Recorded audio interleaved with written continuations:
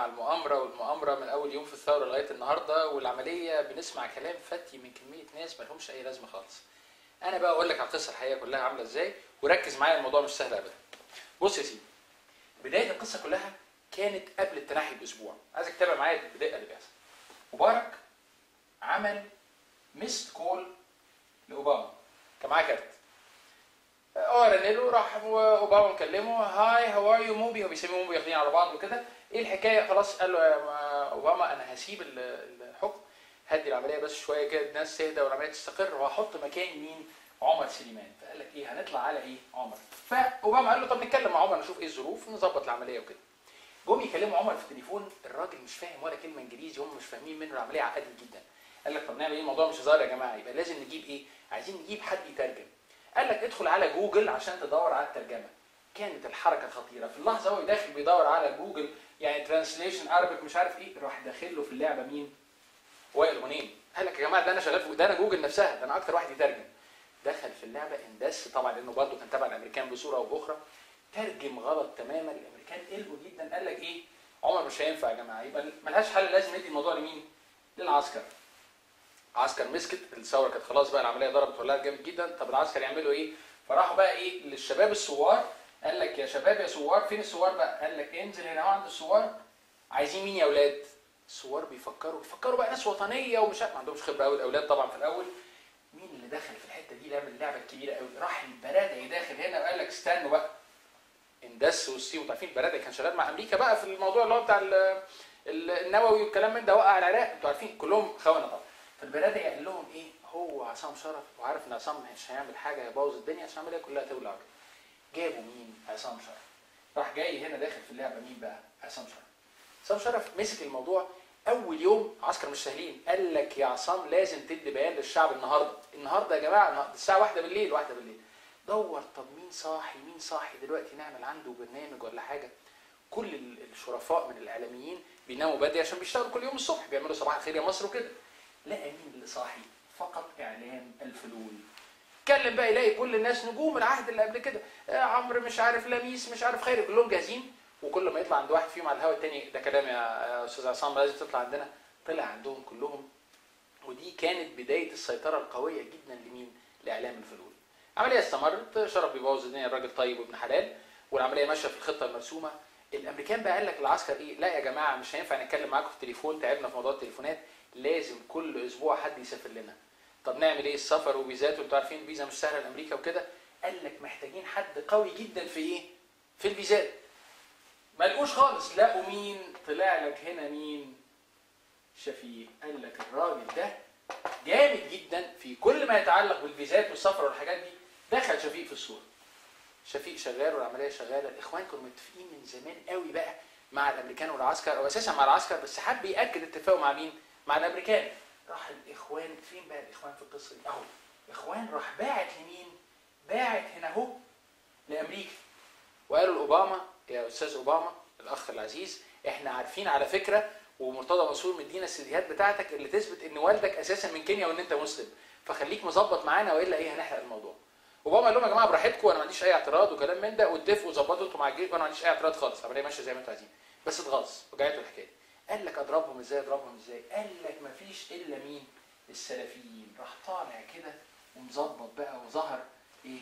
الشيخ حازم صلاح ابو اسماعيل، بدا يتكلم. العمليه كانت ماشيه كويس في الاول لغايه اليوم الصدمه اللي الشيخ حازم صلاح ابو اسماعيل اتكلم فيه على موضوع بيبسي، وان شركه بيبسي دي عباره عن pay every penny، مش عارف، او pay every penny to save Israel. عمليه واضحه وصريحه، رغم ان احنا طول عمرنا عارفين ايه امريكا، يعني كانت كوكاكولا هي اللي عامله مقاطعه للمنطقه هنا، والناس مدعينها في المنطقه علشان موجوده في اسرائيل، وبيبسي موجوده في المنطقه عندنا. لكن دي حصلت من هنا. اوباما اتجنن، بنته بتعشق البيبسي، قال بنتي مش هتضطر تشرب كوكاكولا بقى، انا بحب بيبسي، تشرب بيبسي. كبر الموضوع في دماغه جدا، قال لك لا لازم ننايم الموضوع ده حالا. لعبوا اصعب لعبه في الوجود. طلع عمر سليمان تاني من الثلاجه، قال لك تعالى يا بطل بقى انزل تاني الملعب. طبعا الراجل كان متلج، لكن قال لك ايه، عمر يا عمر لازم تلعب معاه تاني اهو، ورجع تاني متالق. وفي نفس اللحظه لعبوا لعبه من اسوء لعبه دنيئه، ان هم جابوا عمليه زرع لشخصيه واحده ست، جابوها من تايلاند تلعب دور السيده والده حازم ابو اسماعيل. تنكر كامل، عملوا لها تغيير للملامح وكل حاجه عشان تبقى بالظبط نسخه منها. عارفين الفيلم الشهير بتاع فيس اوف اللي هو بتاع نيكولاس كيج وجون ترافولتا غيروا الوشوش، عملوا نفس القصه، زوروا بقى باسبورات وحاجات والعمليه شنيعه عشان يحرقوا القصه كلها. طول الوقت ده كان بقى امريكا بتعمل ايه؟ في نفس الوقت بتدرب مين؟ الليبراليين بشكل غير طبيعي. واخداهم كلهم ليبراليين وثوار وغيره فين بقى؟ واخداهم مع 6 ابريل وغيره، واخداهم كلهم في صربيا والحته دي بيدربوهم علشان ياخدوا بقى الحكم لما كل الحاجات دي تقع. ما هو بيظبطوا مع كل مؤامره كبيره يا اولاد. هو عمال بيعمل الكلام ده، حصل مشكله بقى، جم انتوا عارفين التدريب ده مكلف لان بالاقامه والمبيت وفي بيد اند بريكفاست وفي رحلات وغيره، يدفع المبلغ ده كله منين؟ ساويرس بقى يدفع. فوجئوا طب فين ساويرس؟ فين ساويرس؟ ما لقوهوش خالص. ساويرس كان فين؟ ساويرس كان فوق خالص لانه كان في كندا وكان رافض يدفع الفلوس، وقال لك انا هطلع كندا اشرب براحتي، لانه طلع في برنامج قال لك انا عايز اشرب براحتي قبل ما الايه الاسلاميين ياخدوا الحكم يمنعوا الشرب، فقال لك اشرب هناك براحتي. هو هناك طب فين بقيه الليبراليين يا اولاد؟ يدور، لا طب ابو حامد فين؟ ابو حامد فين؟ ابو حامد كان هيتجنن بيدور على ممثله محترمه يتجوزها، ليه؟ لانه متغاظ جدا من عمرو حمزاوي. دول بره الملعب، دول بره الملعب، الموضوع اتعقد تماما، عمليه كبرت، سيديهات مرتضى منصور، عمليه ضربت جميعا من كل الجواحي. بقى هو ده الموقف اللي احنا فيه. معقد معقد معقد. جم في اخر لحظه قال لك طب احنا طلعنا الراجل ده من الثلاجه عمر ينزل بقى في النص يكسب كل الاوراق. سوء حظهم ان الراجل ده كان اساسا، انتوا عارفين طبعا عندنا مدارس تجريبيه كانت قويه ازاي، مشكله في الحساب ما عرفش يحسب ارقام، اسيوط وقع منه 31 صوت، بيعيدوا ويزيدوا مش عارفين يلاقوا 31 صوت دول خالص. فالموضوع زي ما انتم شايفين انتهى. الوضع بتاعنا زي ما احنا شايفين بنفس مستوى مؤامره واضحه باينه جدا. نحن شعب يعشق المؤامرات ويعشق انه يكشف المؤامرات. ذاكروا راجعوها كويس كده، ارجع لكم تاني ان شاء الله.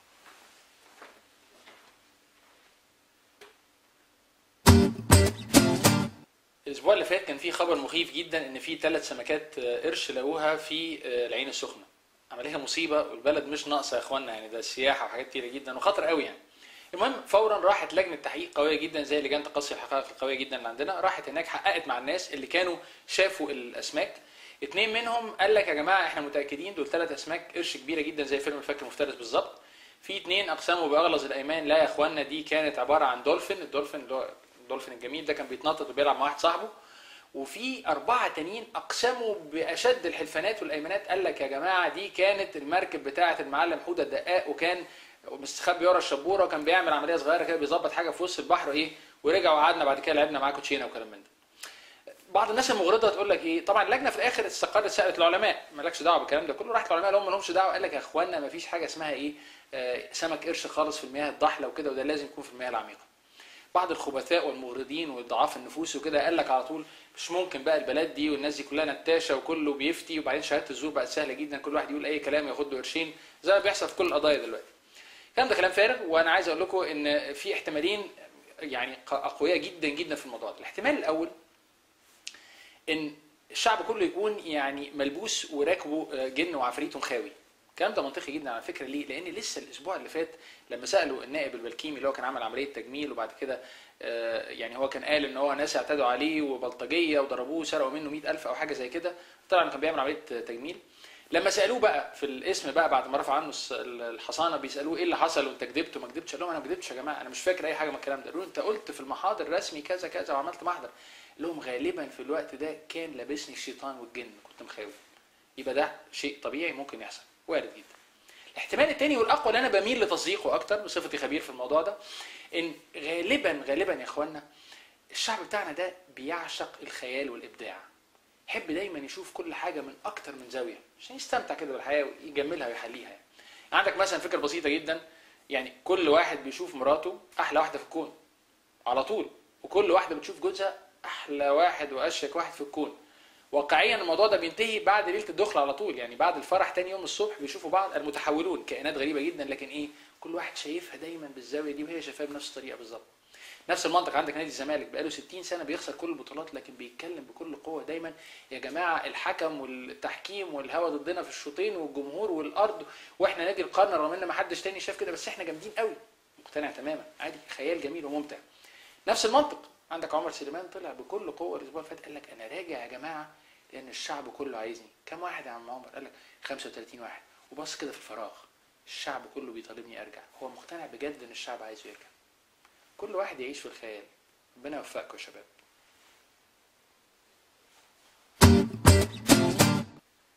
لما الواحد بيغلط يا جماعه لازم يعترف بغلطه. انا عايز اقدم اعتذار صريح مني للسيد عمر سليمان. ظلمنا الراجل جامد جدا على فكره يا جماعه. الراجل ده طلع مع الثوره، طول عمره كان مع الثوره وضد مبارك. على فكره الكلام ده مش منه هو كمان، عشان ما نظلمش الراجل. الراجل صعب جدا يطلع يتكلم قدام حد عشان مشاكل كتيره، مش عايزين احراج يعني. لكن الكلام ده طلع بلسان ناس، وناس اكثر الناس مصداقيه ودفاعا عن الثوره وحربا دلوقتي في كل وسائل الاعلام. الاعلاميين الكبار بتوعنا زي عمرو اديب ولميس الحديدي وخير رمضان وكل الاعلاميين الكبار الاسبوع ده طلعوا في رسائل قويه جدا بيعترفوا بالحقيقه. قال لك الراجل ده من اول يوم طول عمره، يا دوب كانت وظيفه بالنسبه له، يعني وظيفه بس اللي هي المخابرات وغيره، لكن هو ملوش دعوه بالنظام اطلاقا، وانه كان ضد التوريث وكان ضد مبارك، ويمكن حتى اتخانق مع الهانم كذا مره اللي هي سوزان مبارك بشكل قوي جدا يعني. ليه بنظلمه كده؟ مش اول واحد على فكره، انا عندي هنا بعض الادله في ناس كتيره جدا اتظلموا من الراجل قبل كده. عندك مثلا يعني واحد مثلا زي احمد شفيق، طلع كان ضد مبارك على طول الخط، وانه يعني احرج اضطر يمسك رئاسه الوزراء لما مبارك جاله زنقه وكده، قال له وريني يا شفيق ولا خلص عليك، فقال له لا حاضر يا ريس. وطلع ان كان علاقته بس بمبارك لما مبارك كان بيبقى طالع الساحل بيضطر يديله ايه الباسات اللي هي بتاعت اللي هي مارينا عشان بس يخش هناك، كان بيحب ياكل هناك الراجل بتاع البيتزا ولا بيعمل بعد كده لقمه القاضي والزلابيه. مش بس كده، عندك مثلا يعني واحد مثلا زي جنزوري 10 11 سنه ولا غيره كان شغال مع الراجل وزير وبعد كده رئيس وزراء. قال لك يا دوب علاقتي بيه كانت المرتب بس، يعني كانت حاجه محترمه جدا ما شاء الله. مش عايز افتكر علاقه كانت محدده جدا لعادل ادهم في فيلم المذنبون مع يعني سهير رمزي، ده موضوع مختلف تماما. لكن علاقه محدده، باخد مرتب كنت ضده تماما يعني، وبشتغل وبحرجه، باخد المرتب وابص له في عينه كده انا متضايق منك. نفس المنطق بالظبط ينطبق بنفس القوه على فكره على مين كمان؟ علاء مبارك. علاء مبارك بيقال ان هو كان من اشد الناس ضد التوريث، طبعا لانه ما كانش هو، كان خلاص التوريث وقع على ايه؟ على جيمي. لدرجه ان انا الاسبوع اللي فات يا اخي كنت عمال بتكلم كده مع واحد صديق عزيز ليا، صديقي العزيز خالد الحلبي، بيقول له تخيل يا خالد بيحصل كذا كذا كذا. خالد قال لي طب تتخيل بقى ده ممكن كمان سوزان مبارك تطلع كانت ضد مبارك. فكرت فيها منطقيه جدا على فكره، لان سوزان قعدت تفكر طب لحد امتى جيمي هيسخن بقى على الخط؟ ما هو لازم ينزل. يعني هي قلقانه ليه؟ لان امير تشارلز في انجلترا الراجل 75 سنه ولسه ما عندوش خبره، ما نزلش الملعب، والملكه اليزابيث مثبته في الموضوع، حقها تبقى ضده. المشكله بقى ان كل الناس دي طلعت ضد مبارك. السؤال بريء، هو مين كان معاه؟ والراجل ده كان بيحكم مين بالظبط؟ لكن من جهه ان احنا ظلمنا عمر سليمان، ظلمناه، اسفين بشده.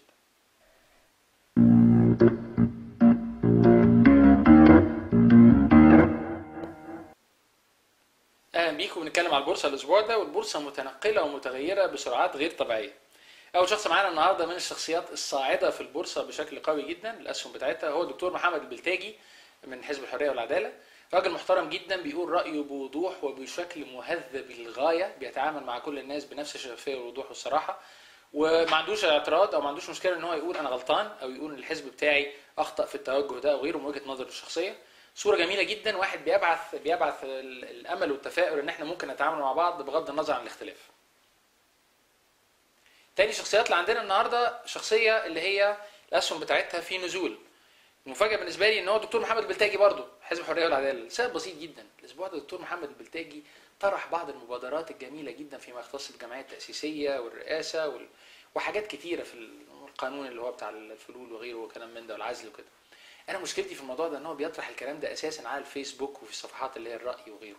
الكلام ده يعمله الناس اللي زي حالاتنا العواطليه اللي هم من بعيد بيشتغلوا 60 شغلانه وبيكافحوا في حاجات غريبه جدا، واخر اليوم يعني ما وراهمش اي حاجه الا بيحاولوا يوصلوا صوتهم من بعيد.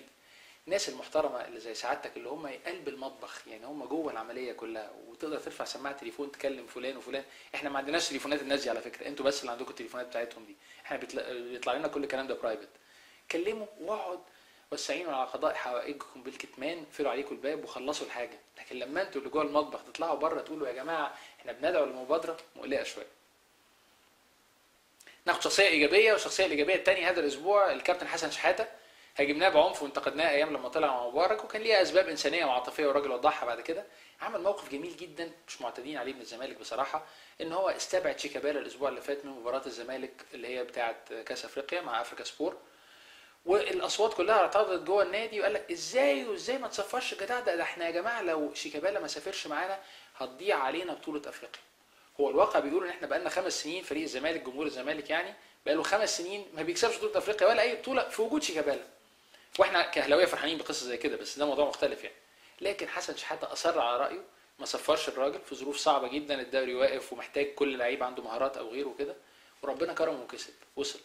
ودي اهم رساله. المبادئ احيانا بتبقى اهم من اي شيء تاني، دائما طبعا، بس يعني في المجتمع اللي احنا فيه بقت احيانا. فوصل رساله قويه جدا. شكرا كابتن حسن. حد تاني اسهمه في النازل هذا الاسبوع الكابتن او اسف الدكتور كمال جنزوري، لانه الاسبوع ده بيتكلم بقوه شديده على خطط لتنميه مصر وتعمير مصر، خطه عشريه 10 سنين قادمه ان شاء الله. حد يقول له حاجه يا جماعه لو سمحت، لان واضح ان انا مش عارف اوصل، وانا كالعاده بتكلم من بعيد. يا ريت لو الدكتور بلتاجي يكلمه لو عنده نمرته. يا عمي سعادتك ضيف، يعني هم شهرين 3 حتى لو حصل ايه، ولو ما حصلش التحول نقل السلطه بالكامل هتحصل بلاوي تانية، ففي جميع الاحوال حضرتك مش هتكون موجود. عايزك بس تركز على موضوع البنزين، موضوع الامن، موضوع العيش، المشاكل الملحه اللي هي موجوده عندنا في الشارع كل يوم، اي حاجه منها تخلص. لكن الوضع كده سيء جدا. شخصيه ثالثه ايجابيه معانا هذا الاسبوع هي الاعلامي والراجل المحترم حمدي قنديل. الراجل ده اسهل ما عليه انه ياخد النهارده 10-20 مليون من القنوات بتاعت الفلول، يطلع يقول كل اللي هو عايزه ويقنع نفسه انا بس عايز اوصل ووسيله وغيره. والراجل ده على فكره اعلامي محترف اكتر من اي حد في المجموعه اللي موجوده كلها، لكن هو ما عملش كده. الراجل ده اصر على موقفه وقال لك لا، لازم اكون شغال في حته يعني انا ضامن الناس دي نفس التوجه بتاعي والفلوس بتاعتهم نظيفه وغيره. منطقه بسيط جدا، لانك انت ما ينفعش انك تخش خماره، او اسف ما ينفعش انك تخش فعلا خماره وتقول انك هتصلي هناك. ما ينفعش، محدش هيصلي وراك، غالبا الناس هتشرب وراك في الخماره. ده ما ينفعش خالص. راجل محترم وفي نفس الوقت مش ساكت على فكره، بيحاول يبذل مجهودات كبيره انه يعمل مثلا ائتلاف رئاسي رئيس ونواب من الناس اللي هم تبع الثوره وغيره. صوره ايجابيه جدا من غير كلام كتير. ربنا يكرمك. اخر شخصيه عندي الاسبوع ده الشعب، طوائف معينه من الشعب الجميل بتاعنا، الحماسي العاطفي الحنجوري اللي بيلغي العقل ويفكر دايما بقلبه. الشعب ده اللي هو كل شويه اكتشف طريقه جديده بعد الاعتصامات الفئويه وغيره، بداوا دلوقتي يلجأوا لقطع الطرق واختطاف السياح الاجانب. اختطف السياح الاجانب وفي اللحظه دي فورا بياخدوا نتائج فوريه، ان الحكومه تستجيب ليهم، والحكومه ممتازه بما فيه الكفايه تستجيب ليهم وتحقق كل مطالبهم في لحظه. فعلى المدى القصير بيحققوا اللي هم عايزينه، على المدى الطويل هيخسروا جامد جدا، والبلد كلها هتخسر جامد جدا، لان السياحه تتاثر بس مش في لحظه، بعد فتره تلاقي الرساله دي بتوصل لكل حد في الدنيا ان مفيش امان. وخاصه ان هم عاملينها فين؟ عاملينها في مناطق زي سانت كاترين وزي الاقصر واسوان وغيره، الحتت اللي هي فيها سياح جايين للسياحه بجد. ما بيعملوهاش في حتت اللي هي البحر الاحمر وغيره، اللي هي نسبه كبيره من السياح هناك رايحين بطبيعه السياحه اللي هي بتاعت شباب امراه، اللي هم بقلبوا عداد وكلام من ده، والشباب وكلام من ده، جوازات عرفيه ومحامين متخصصين وقصص تكسب هناك. احنا مش كده يا شباب، شعب مصر عمره ما كان كده.